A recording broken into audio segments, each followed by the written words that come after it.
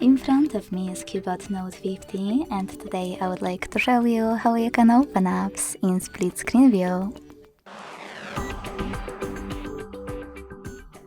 Begin by selecting two of your apps and opening both in the background.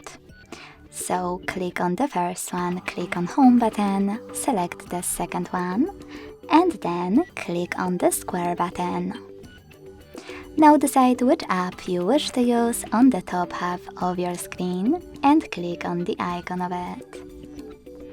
Then select Split Top and click on the second app.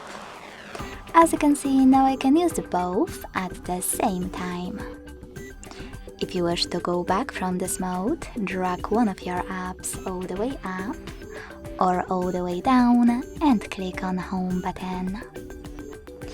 Thanks so much for watching. If you enjoyed this video, leave a like, comment and subscribe. Bye!